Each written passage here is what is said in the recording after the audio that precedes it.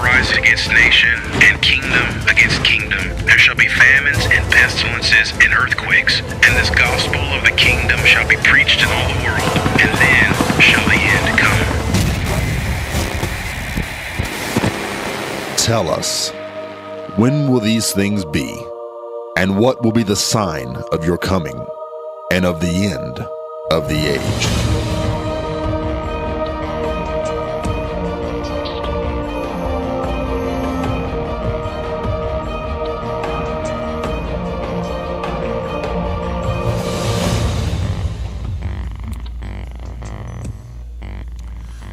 Well, good afternoon, everybody. I'm Dave Robbins with End Time Ministries, and I want to welcome you to Tuesday's edition of End of the Age. I hope you're having a great day. It's beautiful here in Texas. I don't know where you're at, but it's almost, I think it's a little over 70 degrees here, and it's in January. I don't understand that, but I am thankful for great weather because I know February could get pretty nasty, and it has before. So I do want to welcome you to the program this afternoon.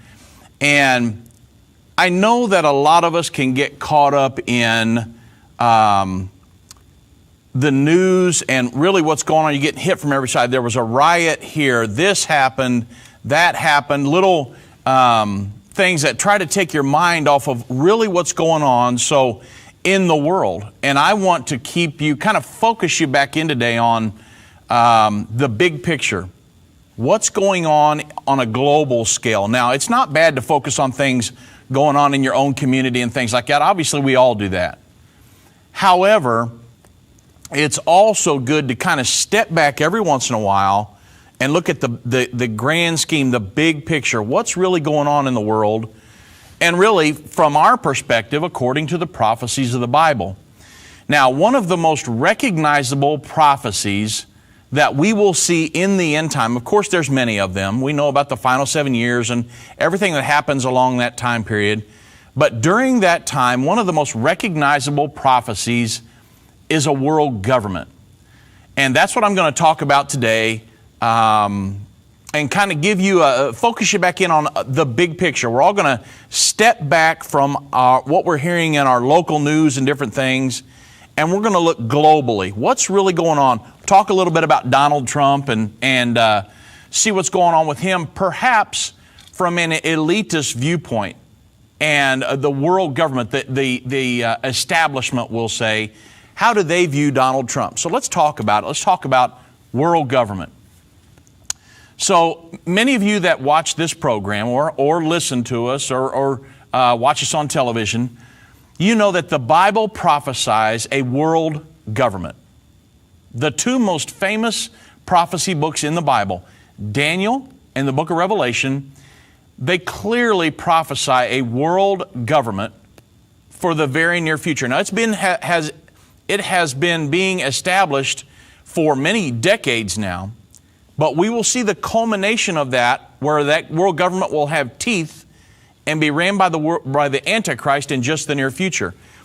All the way back in Daniel, 2,500 years ago, in Daniel chapter 7, verse 23, it talks about the world government in this way. It says, "Thus he said, the fourth beast shall be the fourth kingdom upon the earth, which shall be diverse from all kingdoms, and shall devour the whole earth, shall tread it down, and break it in pieces."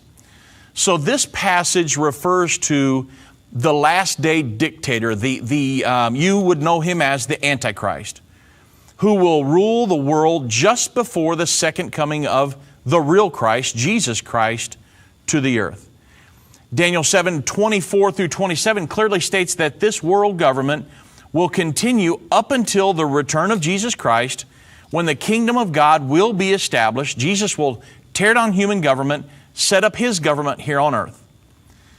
Then, 650 years later, Revelation chapter 13, verse 7, John wrote of the Antichrist and his one world government, "And it was given unto him to make war with the saints and to overcome them, and power was given him over all kindreds, tongues, and nations," or an international system. Revelation 13:5 even tells how long the world government will continue. How long it's been being established for many decades now. But when the Antichrist takes authority over that and rules that world government with an iron fist, the Bible tells us that, and there was given unto him a mouth speaking great things and blasphemies, and power was given unto him to continue 42 months. So this 42-month period refers to the time of the Great Tribulation. The Great Tribulation is only the final 3.5 years of the final 7 years, culminating with the second coming of Jesus Christ to the earth. So my question to you today is, many of you have heard about the establishment or the elite, the globalist, liberal internationalists who believe in a one world government. They are the ones in the earth today trying to establish this world government, the very world government prophesied in Scripture to be in power and ruled by the Antichrist just prior to the second coming of Jesus Christ. Now, a lot of times we'll get the question, do these people know specifically what they're doing? Do they believe the prophecy of the Bible? They probably don't understand that they're fulfilling prophecy. They have an elitist mentality, and they believe that they know how to run your life better than you do. And so they are, many of them are trying to do away with war on the earth, this, that, and the other. And they believe a world government where all the nations of the earth yield up their sovereignty and answer to this one world governing body. They believe that's the answer. So that's the question. When I say the establishment, I'm not just talking about the establishment that is controlling the United States. That's just an arm of the world governing body. I'm talking about the establishment, not only that, but the global establishment and all of these leaders that are these elitists that are trying to establish a world governing body.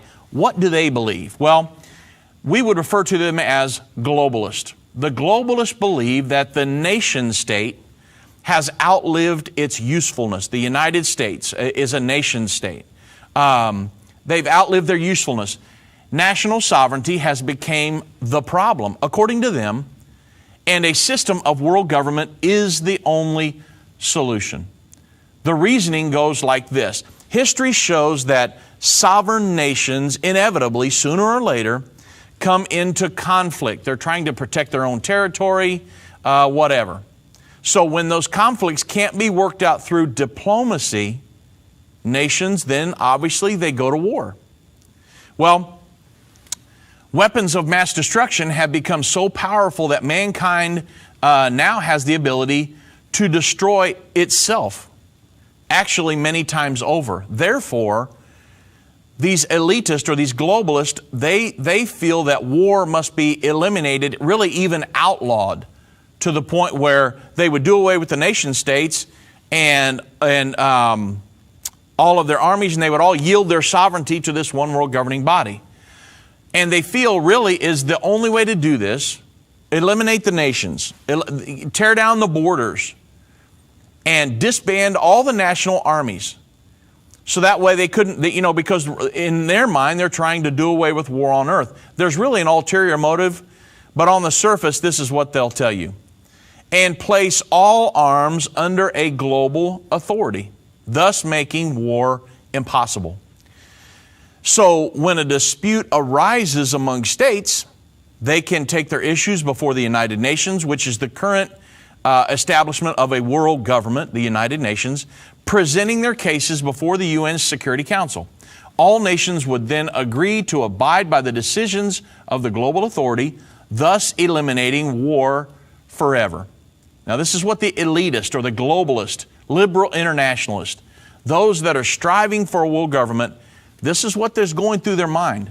Since all national armies will have been disbanded and the only army left will be under the control of this global authority or this world government, all nations will have no choice but to submit the decisions of the world to the world government. So that's what they believe. The problem is, think about the establishment, the true establishment of a one world government where China, Russia, South America, Africa, the United States, Canada, we would all yield up our sovereignty to a one world governing body. Imagine the power and the control that entity would have. Well, as a result of that, get that thinking through your mind just for a second. And I want to ask you one really uncomfortable question. All these plans really sound pretty good. I mean, a one world government, if we could do away with war, I would be for that. Am I for doing away with the nation state? No. But I'm for doing away with war on earth, obviously. War is terrible. And so all of these plans sound pretty good on the surface until we ask the one uncomfortable question. Imagine the power that they would have. What would happen if, let's say, Adolf Hitler should gain control over the only army that is left? Imagine. You'd have to obey his every whim. The world's checks and balances have been destroyed at that point. And consequently, the world will be subjected to the worst tyranny history has ever known. Now that's if an Adolf Hitler got control of this world governing body. Promoters of globalism argue that this kind of scenario, that'll never happen. However, the Bible clearly prophesies that is exactly what is going to happen as soon as the planned one world government becomes strong enough to dominate the world. The problem is that only the world leader is not going to be Adolf Hitler. It's going to be someone much worse than Adolf Hitler. Now, I know that's hard to swallow, but this is what the Bible says. The Bible says there's going to be a time of great tribulation like there's never been before, nor will there ever be again after that. The Bible calls this individual the beast, Revelation chapter 13, or the Antichrist. So the only thing standing between mankind and the emergence of this planned New World order or this liberal international order, as it's being called today, is really right now the United States of America and the American people's love for their national sovereignty. Think about that. On the earth today, really, we're the only ones. The United States of America is the only one standing between this and the full realization of a global government in the earth today. We're the last bastion of freedom on the earth, even though many things have happened that we don't like. Many aspects of socialism have came into this country, a lot of different things. However, we still are the greatest nation on the face of the earth, which I thank God for. And it looks like we may be making kind of a turn towards God, which I'm extremely thankful for. And that's why, obviously, God has kept His hands upon us up to this point. But the states of Europe, think about it, the European Union, the states of Europe have already surrendered their sovereignty. The 28 nations that make up the European Union, they've already surrendered their sovereignty to the EU. The leaders of the EU believe their European Union is only the first step to the coming global union. They know what their goal is. And so they've set up the European Union to kind of be like a model. And once they get that thing settled, then everybody's going to try to follow that. Well, think of it. The establishment here in America, they actually believe the same thing. That the European Union is that model, and once they get that thing all kind of worked out and all the bugs worked out of it, everybody's going to start mirroring that. And those nations, think about it. The goal is yield up their sovereignty. Those nations have yielded up their sovereignty to a central governing authority. And that's the model that the elitists want everybody to follow. So today, let's talk about world government and the global rise. You've heard the term in the news, populism. Of course, Pope Francis recently warned against populism. You say, well, what's populism? I know that you listen to the news and they throw these terms out there and just keep on going and you're like, what in the world was that? So sometimes your eyes kind of glaze over. Populism. What in the world's that? Well, populism is a political program or movement that champions the common person. Usually it's by favorable contrast with an elite. So you have the elitist that want to run everything, create a world government, and then you have the common man who's just trying to work, feed his family, go to church, serve God, or just feed his family and go fishing, whatever. They're not really worried about this global scale, this world government They're just trying to live their life. But then you have this elite that wants to rule everything and them. They're not settled for just this, a common lifestyle. And so populism usually combines elements of the left and the right, frequently being hostile to an established socialist or labor party. In other words, the populism is pretty much just for the common man. They're not really trying to take over people's businesses, this, that, and the other. All they want to do is live their lives. And populism is the belief that somebody can come along and say, hey, an individual, I'm for the common man. And I'm going to take the power from this elitist entity, and I'm going to give it back for you, which will be a government of the people, for the people, and by the people. Have you ever heard that? So let's talk about, let me give you some for instances here. So this article comes from Bloomberg, and it says that the Davos elite, the meeting, the World Economic Forum held in Davos, Switzerland, it states that the Davos elite seeks fixes to defend the system from populists or populism. So they're not for working for the common people, the common man. They believe in an elitist strategy where they're trying to establish this world governing body that we talked about, prophesied in Scripture. It's exactly what they're trying to do. So they're trying to defend the system from populists. And so the article states the great and the good of Davos, the World Economic Forum, they agree that they have a problem with populism. On the second day of the World Economic Forum's annual meeting in the Swiss Alps just a week or so ago, delegates disagreed on how best to address the upending and the Western political order. A debate made doubly urgent by the string of elections in Europe this year were anti-establishment. This is what they don't like. They don't like anti-establishment parties. They don't like populism, somebody who's for the common man. They want the establishment to be in control. And they don't like it, the fact that these anti-establishment parties could gain more control. Actually, hedge fund billionaire Ray Dalio warned that we may be at a point where globalization, or the move towards a world government, is ending, and provincialization and nationalization is taking hold. So nationalization would be keeping the nation state rather than doing away with it. And so these guys are scared about that. They don't want that. They want the elitists to be in control because they're trying to form a world government. Well, that leaves these technocrats at the Davos meeting, trying to patch together potentially expensive remedies to make the current system of global trade, banking, and business, that the links that the Davos Club represents, acceptable to the public at a time when newcomers like United States President Donald Trump, he threatens to dismantle it by scrapping trade deals and introducing tariffs. They do not like the fact that Trump comes along preaching populism. They don't like that because they're trying to establish a world government. But the United States is the wrench in the transmission of the thing. And so we're the only nation that really stands between them getting their true world governing body. So Dalio went on to say, I want to be loud and clear. He actually made this statement in Davos, Switzerland. I want to be loud and clear. Populism scares me.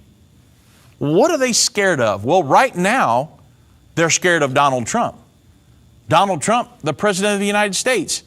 He actually shared his populist vision in his inaugural address with confidence. And he signaled this from the start in one of his most memorable lines. If you can remember his speech, he said, today we are not merely transferring power from one administration to another or from one party to another, but we are transferring power from Washington, D.C. and giving it back to you, the people.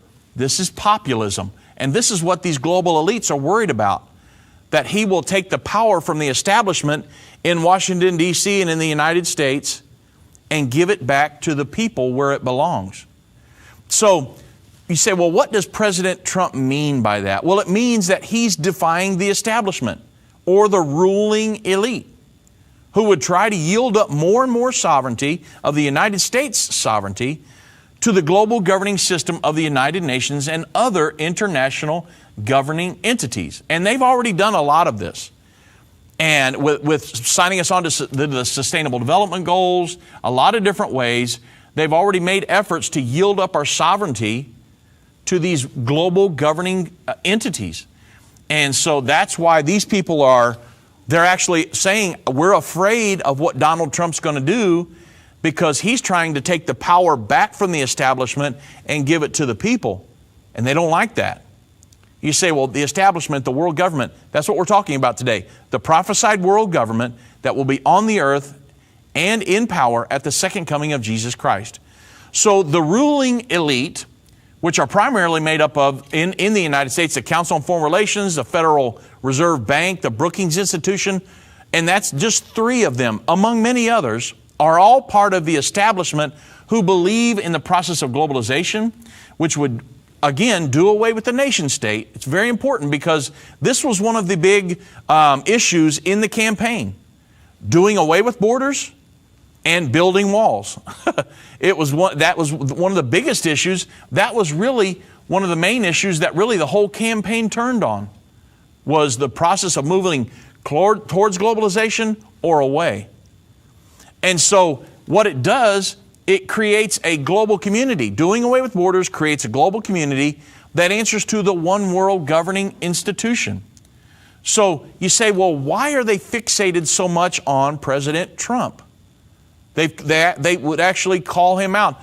They talk about, I've got so many quotes. I put it in a huge article and I think it was in the last magazine, about why they're so fixated on Trump and what he's doing in opposition to the process of globalization. Well, here's the deal. He's absolutely against the process of globalization or the move towards a world government. Let me run that, just make sure you understand that. The current president of the United States of America, the most powerful nation on earth, is against, diametrically opposed to the process of globalization or moving us into a one world government. And the Bible actually states that the United States, America, will not be involved in the world governing body in the last days. Can you see how prophecy is being fulfilled in such intricate detail? It prophesies of a world government. There's a world government being established. It prophesies the United States won't be a part of that we're going to pull out of that and won't be a part of that world governing body in the last days. And look at what's happening in the current political climate globally. There's a world government being established, and we've got the President of the United States of America that's saying, I don't want anything to do with that. So, really, Trump promised this during his campaign, or during his one of his final speeches. He said the most important, I think this was his acceptance speech, the most important difference between our plan and that of our opponents is that our plan will put America first. Americanism, not globalism, will be our credo. It's very, very important. He was saying right in the face of the international community, we're putting America first. They don't want one nation above another nation. That's what wealth redistribution and all that's all about, is equaling out the playing field between all the nations. They don't want one nation having all the power. They want a world government. They want the nations yielding up their sovereignty to this one world governing body. So really, look at what's happened. After only a couple days in office, he's already made moves in this direction. He signed a memorandum Monday that made moves to pull the United States out of the proposed Trans-Pacific Partnership Trade Pact. And obviously, which would pull us further into that one world governing body. And the previous administration was pushing us in that direction. Trump said, nope, pulling us out of that. Trump wants to build a wall, which is diametrically opposed to the process of globalization and the international community. Trump is putting America first. Go to the White House website and read about the Trump administration's plans and policies to put America first. Now, the global elites, they don't want America first. They want the world government first. Remember, they're trying to do away with all the nation states and get all them to yield up their sovereignty to a one world governing body. But if you go to the White House, you can see the current administration's moves to put America first. You can see the America First energy plan, the America First foreign policy, a plan to bring, which is, and then you'll see the plan to bring back jobs and growth to the American workers, which he's been working on. He's had many of the huge corporations there trying to build jobs in America in his first 2 days, almost 3 days now. They've got a plan to make America's military strong again. Well, like I said, people that believe in a world government, they don't want individual militaries built up. They want militaries to dissipate and them have the only military on earth. The current administration is saying, hey, we're going to make America's military strong again. They've also put a plan together to pull the United States out of or renegotiate existing trade deals such as the Trans-Pacific Partnership and NAFTA, which really has resulted in blue-collar towns and cities watching their factories close and good-paying jobs move out of the country or even overseas. And so Donald Trump, in his first 3 days in office, is fighting against this process of globalization, doing away with the nation state and equaling out the playing field between all the states and yielding up their sovereignty to a one world governing body. Now, if you'd like to watch the rest of this program, the last 30 minutes, join us at endtime.com, where you can see this aired live every day from 3 to 4 Central Time. And so again, that's endtime.com to watch the rest of this program, and we'll get into several speeches letting us know we're heading into a one world governing body in the end time. From Here to Armageddon, a new exciting 8-lesson series to share with your friends and family. Order yours right away. Answering many questions like, how far are we from the Battle of Armageddon? What will happen between now and then? Where are we on the timeline? Your questions answered in this exciting 8-lesson series, From Here to Armageddon. Go to endtime.com or call 1-800-END-TIME. That's 1-800-END-TIME, 1-800-363-8463. Order yours right away.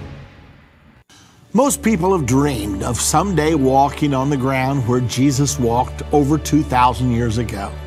You don't want to wait any longer. Make this the year for your life-changing experience. Judy and I would like to invite you to join us for our 2017 Spring End Time Prophecy Tour. This is a 14-day trip to Israel and Rome.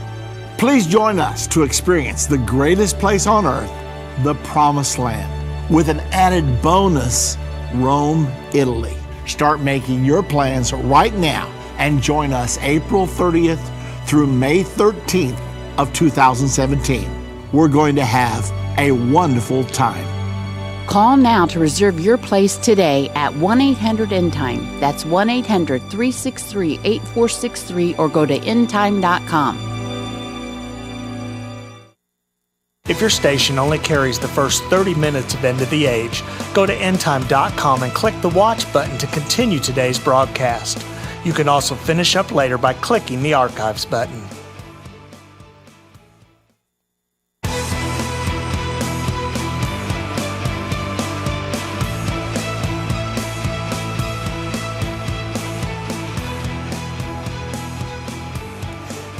You know, everyone, I just heard the commercial there for our tour.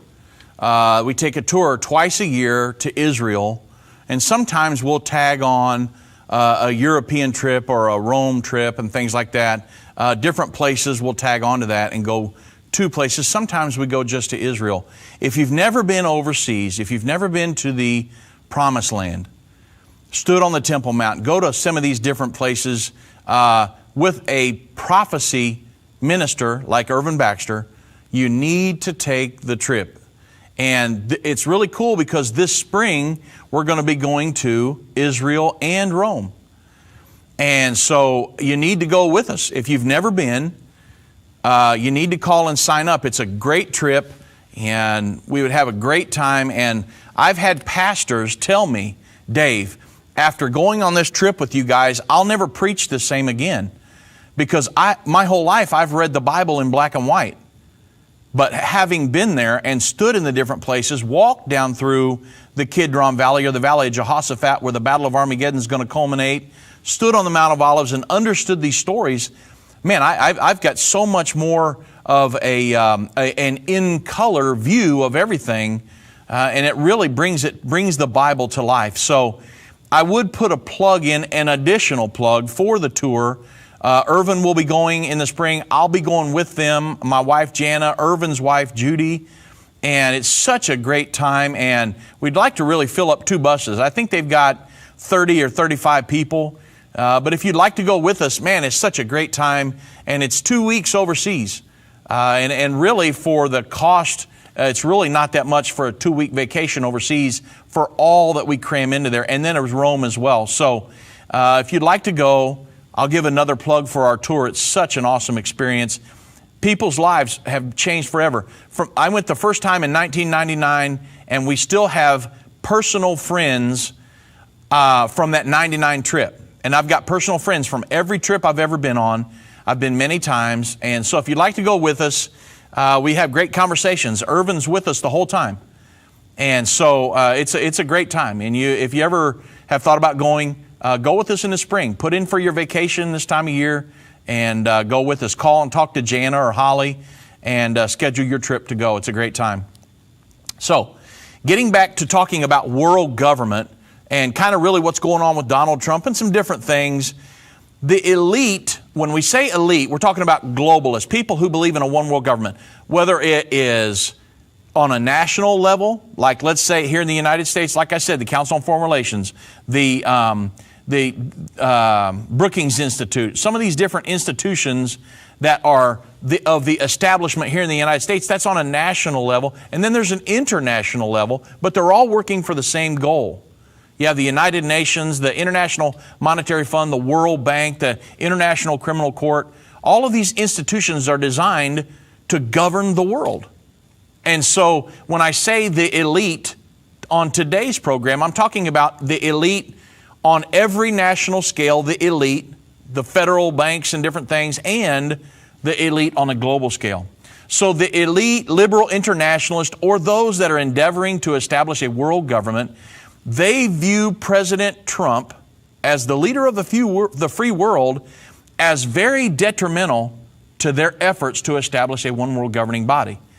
They are feeling the backlash and the resentment of people that know they are being drawn into a world governing system where they will be governed by the policies created by the United Nations and other international managing institutions.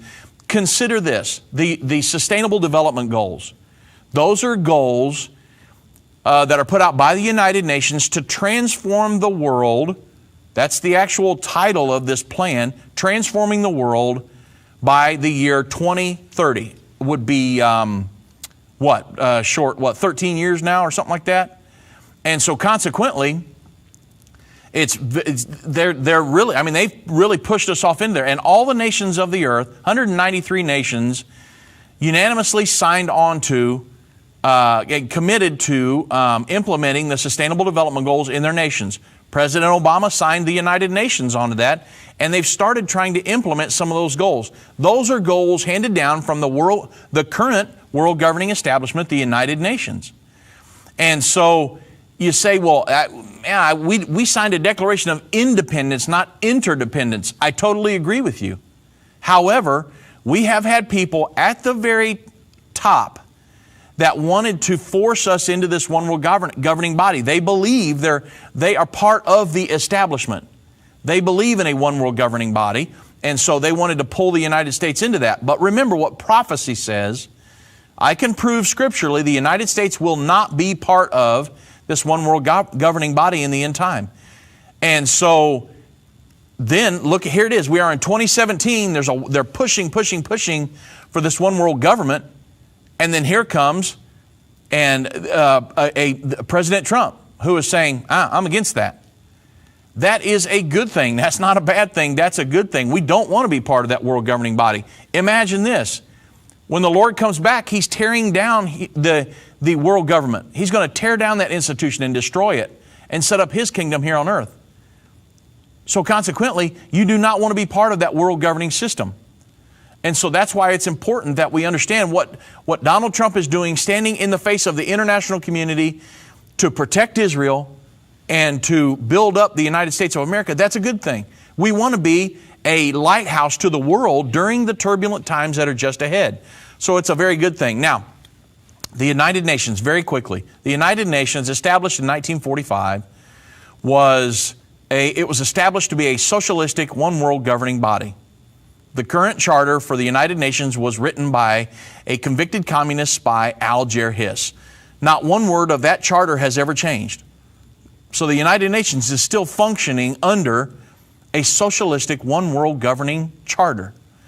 And so if you wonder about the United Nations, which is currently where the move towards a one world governing body and a governing entity on earth today, then that's the United Nations. So now you understand why the United Nations and Donald Trump are at loggerheads, because he's opposed to almost everything that they're for. And so consequently, and with Israel, the United Nations just didn't stab Israel in the back with the Resolution 2334 signed 2 days before Christmas, and which making it them actually occupying the Jews in East Jerusalem and in the West Bank, saying that they were illegal to be out in there and to establish their presence there. The United Nations didn't stab them in the back. They stabbed them in the front. They just said, hey, here's what we're going to do. President Obama and his administration withheld our veto, the UN Security Council veto, and we allowed that to happen, setting the stage really for the Battle of Armageddon. That's why the nations of the world will come down against Israel to battle at the Battle of Armageddon, because of that resolution right there, and Israel's not going to abide by that. So it's a good thing that President Trump would stand in the face of the international community and stand with Israel all the way to the Battle of Armageddon. Of course, that's what the Bible says is going to happen with America. So I'm very thankful to be in this land right now where we still have our freedoms to worship God and to speak freely. So let's talk about what we say. Well, what really happened? What's going on the world stage? Well, I listened to a speech the other day, parts of the speech by Joe Biden, speaking at the World Economic Forum in Davos, Switzerland, where a lot of these guys were saying, hey, we're scared of Trump. We need to figure out what to do with Trump. What do we do? The United States perhaps might pull out of this. What are we going to do? Well, he made a speech in Davos warning of the collapse of the world order. Now, when I say world order or new world order, in this speech, we're talking about world government. In this speech, Joe Biden refers to it as the liberal international order. It's the same thing. It's world government, new world order, the process of globalization. Call it whatever you want. But in this speech, he calls it liberal international order. So I want to read some of the speech because it's very key, because he is trying to say, hey, there's people that are coming against this liberal international order that we've tried to set up for years, and we need to protect it. And I want to show you on the program today that this world governing body, there are the elites, the globalists, they call themselves elites. I don't call them elites. I'll call them globalists because they put their pants on one leg at a time, just like I do. So I call them elites because that's what they're known as, but we'll call them globalists, those that believe in a world government. But in this speech, he refers to the world government, as the liberal international order. And he starts out like this, and I want to read some excerpts from this because you need to understand really what these guys are doing. I'm talking about the Davos, Switzerland, the World Economic Forum. He gave this speech and talking about that there were people in the world coming against our world order, our liberal international order that we're trying to establish. He states, this year, now this is Joe Biden, this year in these early days of 2017, There's a palpable uncertainty about the state of our world. For the members of the media in the audience, I want to make it clear that I'm not referring to the imminent transition of power in my country. There will be a new president. He gave this 2 days before President Trump was inaugurated.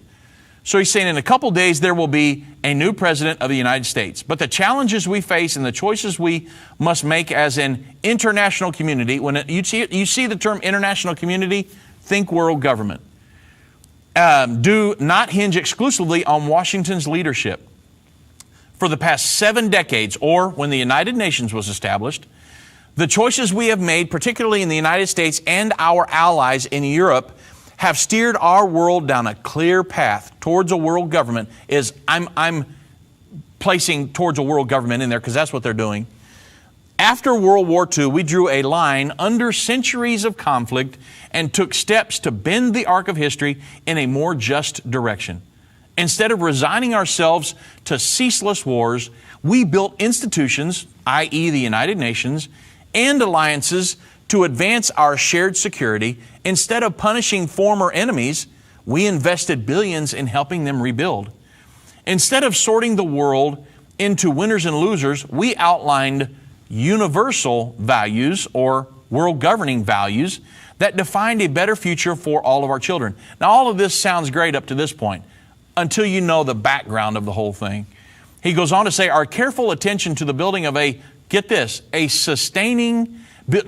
and sustaining a liberal international order, or in other words, a world government, with the United States and Europe at its core, was the bedrock of the success the world enjoyed in the second half of the 20th century. So he's saying that because the elite in this country wanted a world government, that the world government they're trying to establish, they're working for several decades now. The United States and the EU was at the core of that. Now you see the problem they have with Donald Trump. You wonder why the international community and all these liberals and different things are screaming at Donald Trump, because he's standing in the face of the international community and saying, we're not going to have that anymore. Why am I talking about it today on a prophecy program? Because this is the world government they're trying to establish is the world government of the end time prophesied in Daniel chapter 7 and Revelation chapter 13. So we need to talk about it. It's what's going on. I'm sitting here on January 24th, 2017. And all of this stuff is happening as we speak. So we've got to talk about it. When we come back from the break, I'll continue on down through. I want to give you a few more instances of what Joe Biden said in his speech at the Economic Forum in Davos. If ever people need to hear the unvarnished truth, it is now. There are some subjects that are not politically correct to talk about, but they're urgent. That's why I'm grateful for End Time Magazine. If you're not a subscriber, you're missing information that will really impact your life. End Time has a bi-monthly magazine that explains how current events are fulfilling Bible prophecy. You can get a 2-year subscription for only $29. You can also get a bulk subscription and pass them out to your church. We have gotten reports that End Time Magazine has caused spiritual awakenings in churches when they see the prophecies being fulfilled right now. You can start your own ministry and leave them in doctors' offices, libraries, laundromats. You never know if you might be responsible for saving someone who is searching for the unvarnished truth. That's what the magazine did in my life. Call 1-800-363-8463. That's 1-800-END-TIME and get your subscription today.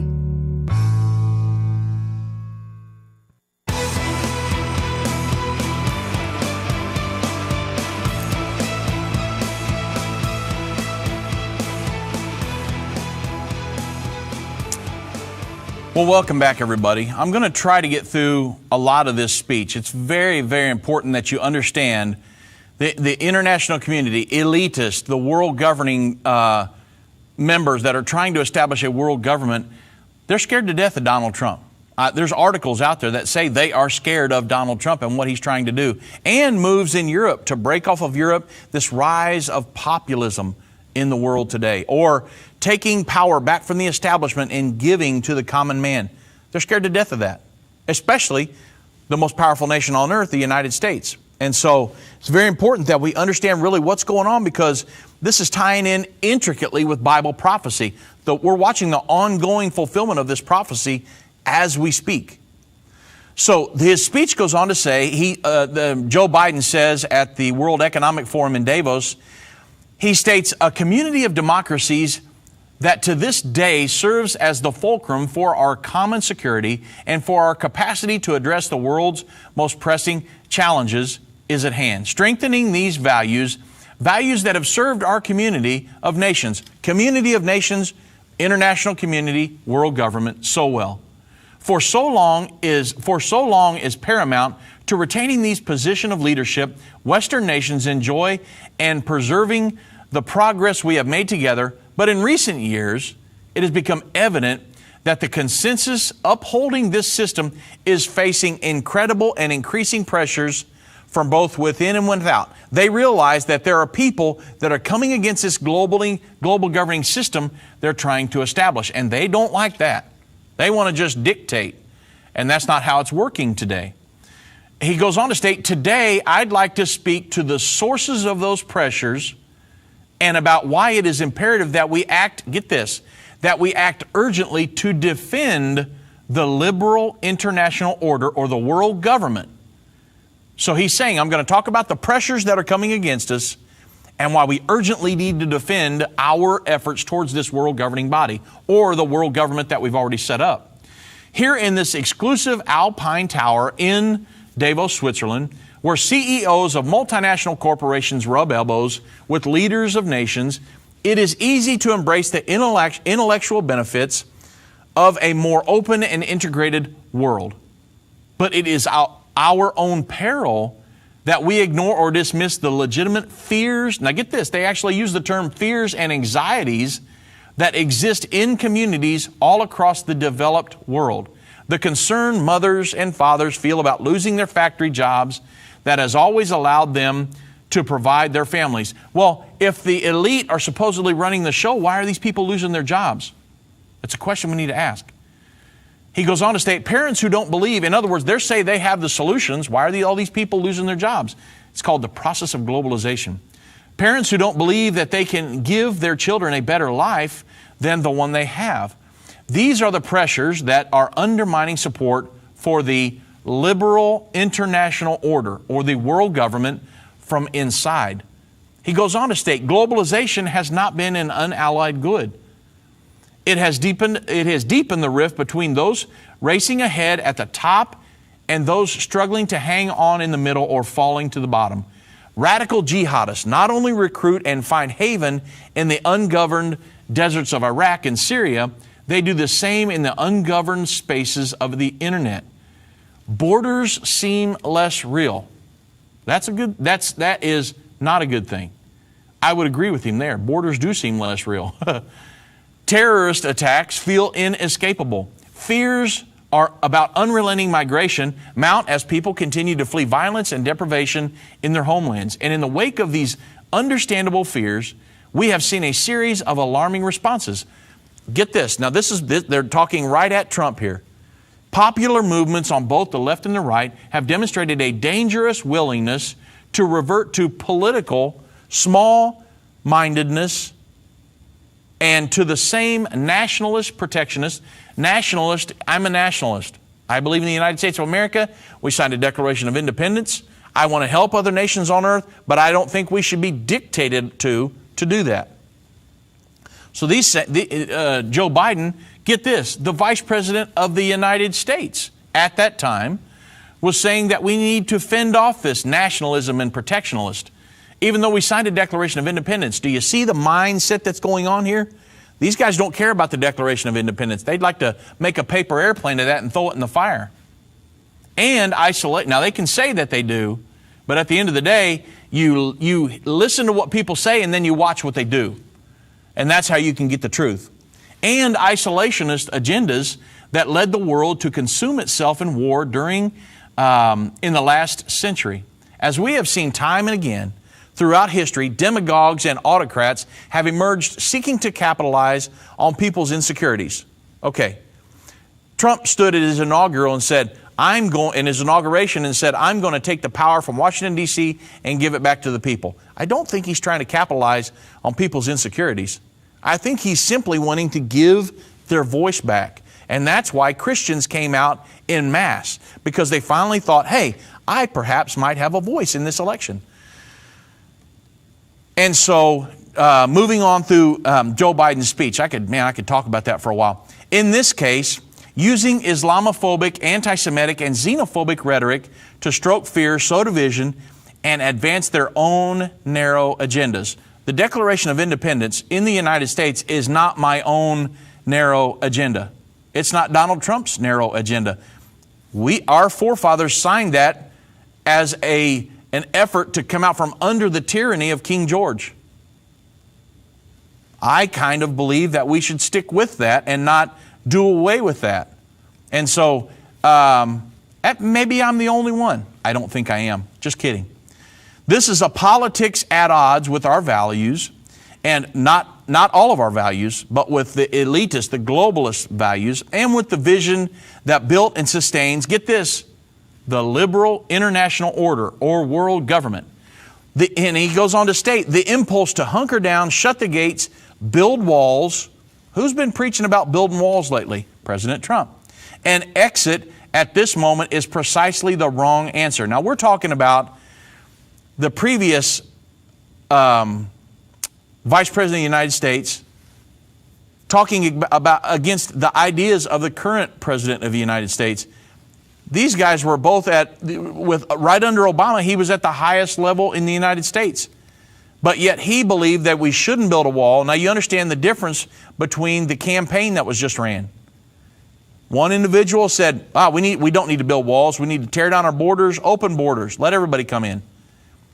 One individual, President Trump, said, we're going to build a wall.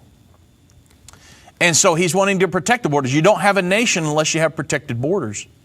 And so consequently, anybody could come in. And so that's what the globalists, the elitists, they want to do away with the nation state.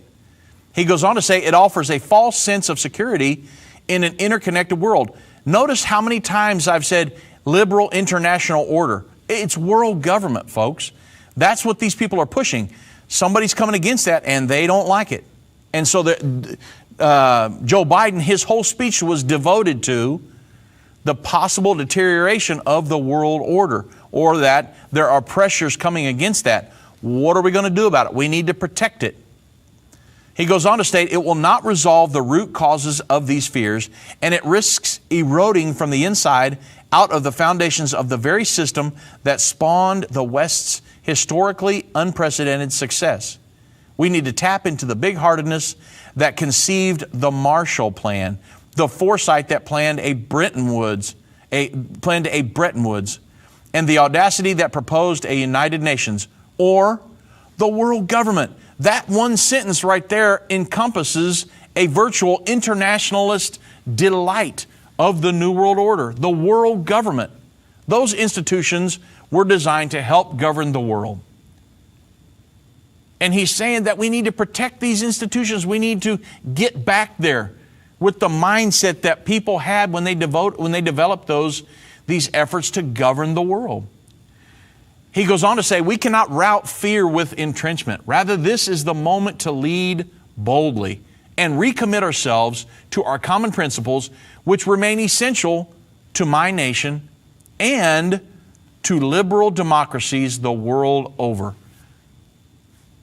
So, of course, he's talking about world government. Every time in that speech, when I talked about liberal international order, it's world government, world government, world government. I think in the speech he made that statement 8 times in like a 2,300 word speech, which is huge. And he's talking about the deterioration, people coming against this world governing body. So, of course, now that we've talked about world government, there are those who do not share this vision for the world. Those who wish to dissolve, as far as the vision for the world that we would see, those who wish to dissolve the community of democracies and are supporting institutions in favor of a more parochial international order, people that don't share what we believe in as nationalism, there's people that are against that. Therefore, they are for where power rules and spheres of influence lock in divides among nations. They're trying to establish a world government. We hear these voices in the West, but the greatest threats on this front spring from the distinct illiberalism of external actors who equate their success with a fracturing of the, get it again, liberal international order. It's world government, time after time. They're doing everything they can to protect the world government that they have established. And that in the next few years, we know is going to come to power, to full power, and it'll be ruled by the Antichrist. That's why it's so important that we understand the prophecies of the Bible, because the United States is not prophesied to be in this world government. So with the time I have left, let me see if I can summarize all this up, because I want to make sure you get it before we get off the program today. It's very, very important.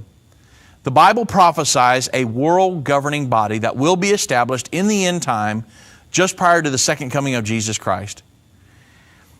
And they've had several efforts at it. If you understand, after World War I, they had the League of Nations. Of course, that failed. Then they said, well, hey, maybe the World War I crisis wasn't big enough. We need a bigger crisis. Here comes World War II. On the heels of that crisis, the United Nations was established. And for the last 70 plus years now, they've been marching towards this one world governing body. The Bible says that in the last days, just prior to the second coming of Jesus Christ, that there will be a world government established that will be ruled by the Antichrist. And that it gives specific nations in Revelation chapter 13 of who would be involved in that world governing body. The United States, if you understand Daniel 7 and the eagle's wings are not mentioned in that body. So the United States, it appears, has pulled out of that world governing body for some reason or another. We don't know specifically how it'll work, but we're not going to be involved in that world governing body in the end time. And so I wanted to come to you today because there are huge moves on right now towards this world government, to the establishment of this world government. And when you look at what President Trump is doing, just within the first couple, 2 or 3 days of his presidency, he's making huge moves to pull us out of that, with pulling us out of the Trans-Pacific Partnership and wanting to build a wall and all these different things that he's doing. He's standing in the face of this world government, this international order that Joe Biden was speaking about at the World Economic Forum in Davos, Switzerland. So it's so awesome to watch how the prophecies of the Bible are written, and then sit back on January 24th, 2017, and watch them come to pass in intricate detail. I hope you've got something from today's program. Thank you.